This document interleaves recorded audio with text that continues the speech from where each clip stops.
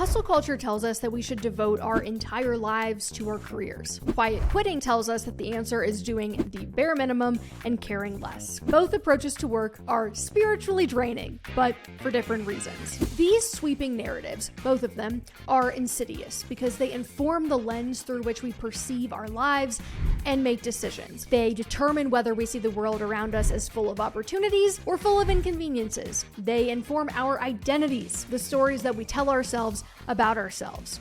They're very powerful. Now, hustle culture is a phenomenon that anecdotally seemed to coincide with the Silicon Valley-fueled, startup-obsessed tech boom of the 2010s, but cemented in WeWork taglines like "Thank God it's Monday" by the pre-disgraced Adam Neumann, and memorialized in Elon Musk tweets like this one declaring that nobody ever changed the world on 40 hours a week. This self-serious, work-infatuated, grind-set movement was, frankly, easy to mock. And today, hustle culture, as shared on social media, seems a distinctly millennial trend. It's a vestige of girl bosses past, if you will. Elder millennials who struggled through the early years of their careers in a post-Great Recession economic environment, they embraced hustle culture as the answer to their financial circumstances. Meanwhile, Gen Z's reaction to their own global crisis was a spurning, in many cases, of what the corporate world had become. Comedian TikTok stars like Laura Whaley and Corporate Natalie capitalized on the feelings of collective corporate nihilism in viral videos that mocked the inane nature of back-to-back teleconference calls during a pandemic. And they were really saying the quiet part out loud, which was, "The world feels like it is crumbling all around us, and I am making a PowerPoint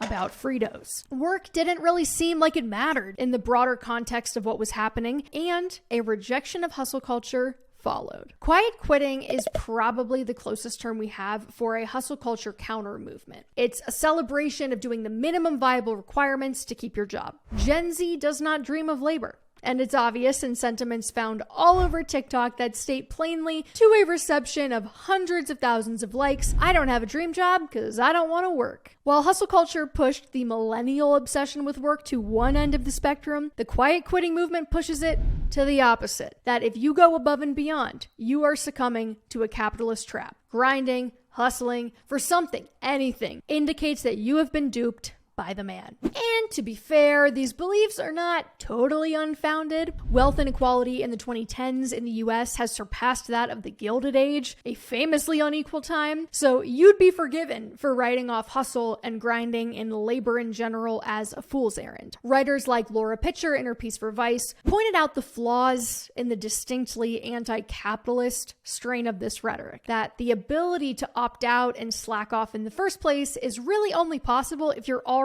operating from a place of relative wealth and privilege. And Chelsea Fagan pointed out the way simply opting out at work usually just means another overworked employee is gonna have to pick up your slack. She says, while it may improve your quality of life at an individual level in the short term, it doesn't create lasting workplace change. And I would add that it doesn't really improve your own quality of life in the long term. Writer Zohu highlights another related but slightly different troubling variation of this response that we're witnessing, the resurgence of the fantasy of trad life, where one, almost always a woman, renounces her participation in all those bummer trimmings of capitalism, commuting, emails, what have you, by saddling up a wealthy man and resigning herself to a life of bourgeois dependence. Typically, this messaging is presented in such a way that it equates feminism itself with hustle culture and rejects it in favor of being a stay-at-home girlfriend. But this is a vast miscalculation. It's an overcorrection from the lean-in variant of girl bossitis, because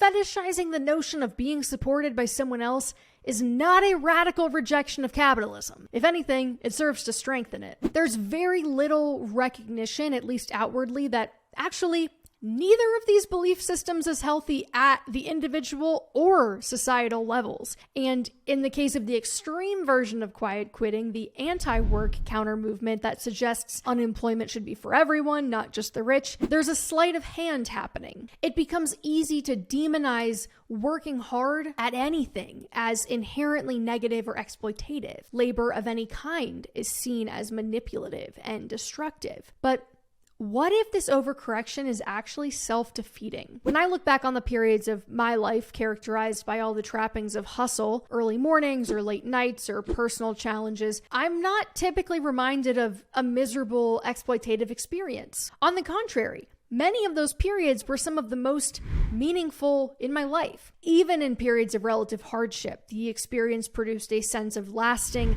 satisfaction and fulfillment. And it's a bit of a paradox, but I've heard the same sentiment from friends who were college athletes, or they're other entrepreneurs, or they are professionals across demanding industries. It all seems to indicate that the human brain and body are simply not meant for extended periods of nothing but leisure. We crave a problem to solve. We want a goal to work toward, and total aimlessness can feel akin to depression. In much the same way that unquestioningly embracing the idea that working harder is always better can lead to burnout and other damaging outcomes, so too can blindly espousing that anything that requires work or effort must be bad. Because the general cynicism directed at the conglomerate, faceless megacorps raking in record profits right now, that's probably deserved. But a sweeping disavowal of effort and striving and intentionality, and I'm looking at you, stay-at-home girlfriend Tok, is throwing the baby out with the bathwater. The idea that our ultimate goal in life should be unchallenged, constant comfort and leisure is dangerous, because self-directed challenges can have some serious emotional benefits. Some researchers call this dedicated feeling of total immersion flow state, and it's characterized by certain approaches to your work that create an intrinsically rewarding psychological byproduct. Now, entrepreneurship was the answer for me, where I found my passion and drive really come alive, and then the money followed. And in some ways, I hope that this rejection of the corporate status quo ignites the next generation to question the norms of the game and find new ways to make it work better for everyone, like providing employees true ownership stakes in the companies that they work for. And while hustle culture in its current iteration may fall short, I find it hard to reject the entirety of a mythos that suggests working hard by whatever name is important. I can't help but think there's something really harmful and self-defeating about embracing an ideology that encourages consistently doing and giving less. I'm sure someone somewhere is going to classify this as internalized capitalism, but I can only offer what I've experienced myself, that all of the best things in my life required work. And in many cases, that work made my life more interesting and fun and fulfilling. And yes, more lucrative too. If you want to hear the full episode of this week's Money with Katie show, click the link in the description of this video. But before we go, comment below what you thought the most interesting part of this discussion was, and remember to like and subscribe to my channel for more videos. I'll see you next week, same time, same place.